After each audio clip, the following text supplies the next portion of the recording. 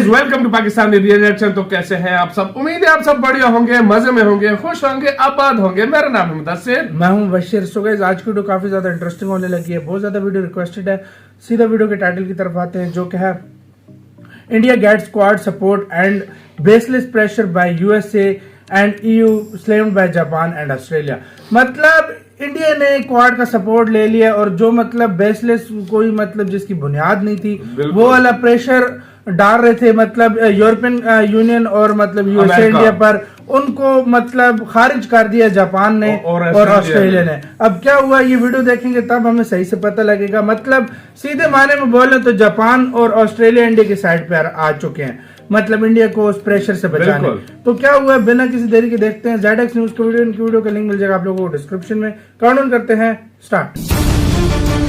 वो क्या है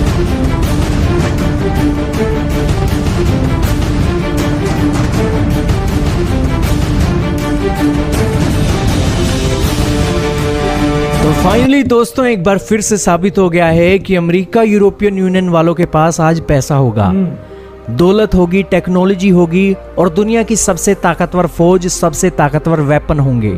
लेकिन भारत भी आज एशिया का बादशाह है।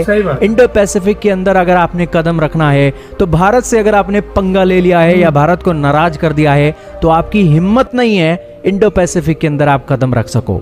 यही कारण है कि अमेरिका और यूरोपियन यूनियन के अलाइज भारत की सपोर्ट में उतर आए हैं और आज चमाटे पर चमाटा मार रहे हैं अमेरिका यूरोपियन यूनियन की कंट्रीज को।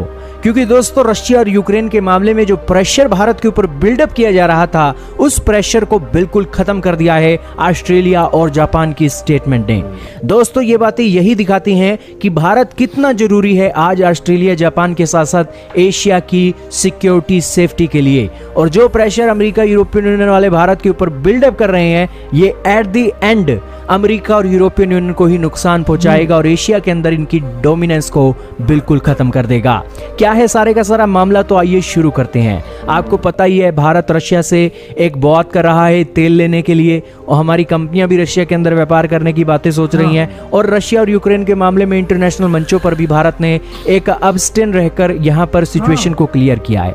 लेकिन अमेरिका यूरोपियन यूनियन वाले भारत के ऊपर प्रेशर डालने के लिए कोई कमी नहीं छोड़ते हैं। अमेरिका वाले कहते हैं Bharat wrong side of history के अंदर है, यूके वाले कहते हैं हम डिसअपॉइंटेड हैं। ऐसे ही यूरोपियन यूनियन वालों के भी स्टैंड आ रहे हैं। लेकिन ऑस्ट्रेलिया की तरफ से आज स्टेटमेंट आई है, उन्होंने कहा है कि हम भारत के जो रुख है उस रुख से बहुत सहमत हैं और हमारा ये मानना है कि 1957 के अंदर भारत की एक पॉलिसी बनी थी कि किसी भी कॉन्फ्लिक्ट के अंदर हम कोई भी ऐसा रोल प्ले नहीं करेंगे जिस कॉन्फ्लिक्ट के अंदर कोई ऐसी बात हो कि हाँ हम इस तरफ हैं या फिर उस तरफ हैं। हमारी 1957 की यही पॉलिसी रही है कि हम जो रेजोल्यूशन है उस रेजोल्यूशन के हिसाब से कॉन्फ्लिक्ट को किस तरीके से निपटाया जाए इसके ऊपर फोकस करेंगे। हमारा कोई मकसद नहीं है कि हम एक देश की तरफ होकर दूसरे देश को गालियां दें और कॉन्फ्लिक्ट को ज्यादा एक बढ़ाएं। ये कहना है ऑस्ट्रेलिया के हाई कमिश्नर का।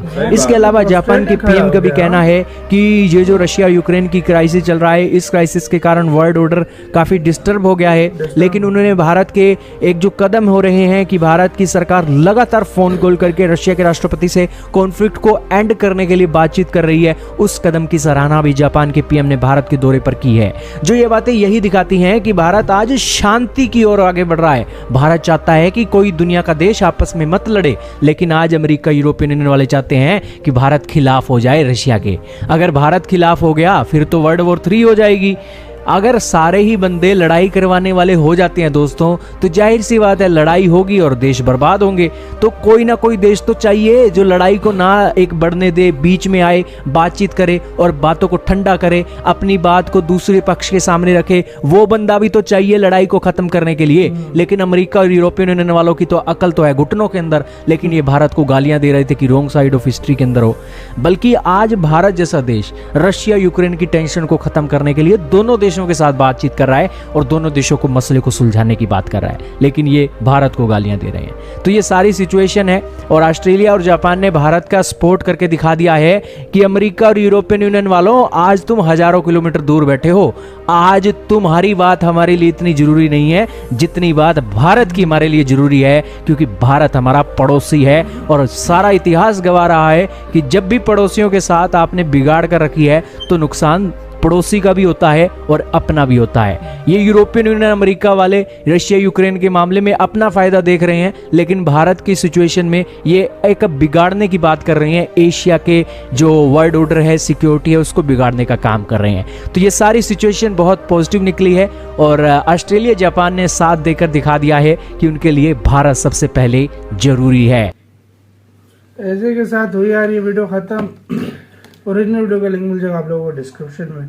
तो यार सीधी सी बात है, इसमें कोई शक नहीं कि भारत उनकी मदद को पहले आएगा as compare to European Union और ये अमेरिका के पड़ोसी। किसके एशिया में कौन आ रहे हैं, मतलब यही आ रहे हैं। तो मतलब उनको चुप करा दिया गया है ऑस्ट्रेलिया और जापान की तरफ से कि तुम भारत पे बात ना करो तो अच्छा है, क्योंकि भारत के अपने मसाइल हैं, अपने मसले हैं कि भारत क्यों न्यूट्रल रहना चाहता है, वो भारत की अपनी मर्जी है। तो एक लिहाज से उन्होंने बातें ठीक बोली हैं। और यार जिस तरीके से उन्होंने बोला है, वाकई में यार यूरोपियन यूनियन को या अमेरिका का हक नहीं बनता कि इंडिया को इस तरह बोले। देखो ये आजाद खारजा पॉलिसी का क्या मतलब है, आप किसी के साथ भी रह सकते हो।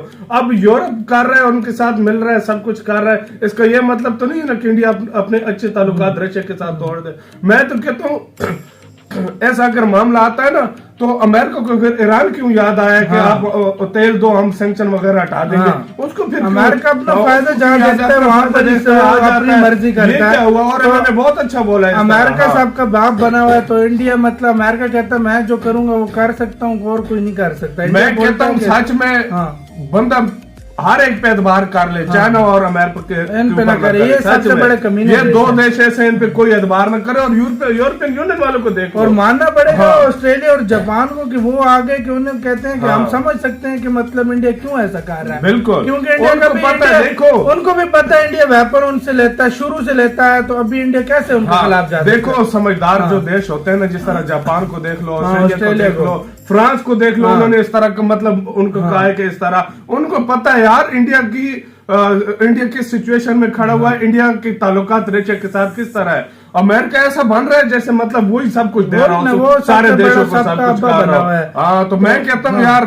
सच में जो भी कहा है बहुत अच्छा कहा है। और अमेरिका की कोई जो है ना हक नहीं बनता कि इस तरह बोले किसी भी देश को।